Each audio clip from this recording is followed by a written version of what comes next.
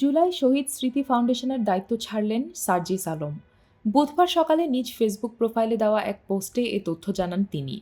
Facebook পোস্টে তিনি লিখেছেন, জুলাই শহীদ স্মৃতি ফাউন্ডেশনের সাধারণ সম্পাদনের দায়িত্বে আমি নেই। এ ফাউন্ডেশনের গতি ত্বরান্বিত করার জন্য ফাউন্ডেশনের গঠনতন্ত্র, কাঠামো ও কাজের প্রক্রিয়াতে পরিবর্তন আনা হয়েছে। এখন থেকে এক্সিকিউটিভ কমিটি পুরো অফিসের সার্বিক বিষয় পরিচালনার দায়িত্ব পালন করবে।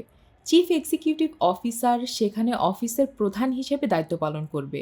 মীর মাহবুবুর রহমান স্নিগ্ধ বর্তমানে সিইও হিসেবে দায়িত্ব পালন করছে।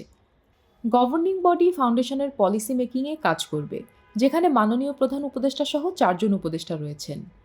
এই ফাউন্ডেশন প্রথম আর্থিক সহযোগিতা শুরু করে ১ অক্টোবর। অফিস চালু হয় ১৫ অক্টোবর থেকে।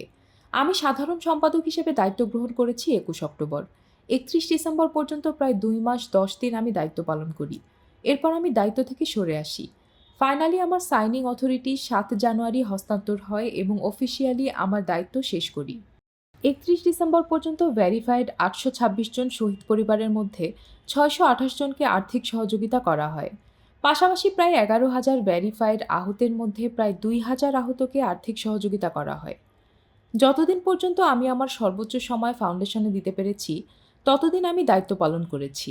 যখন মনে হয়েছে এখন থেকে ফাউন্ডেশনে প্রয়োজনীয় সময় দেওয়া আমার জন্য সম্ভব হবে না, তখন আমি দায়িত্ব থেকে সরে এসেছি।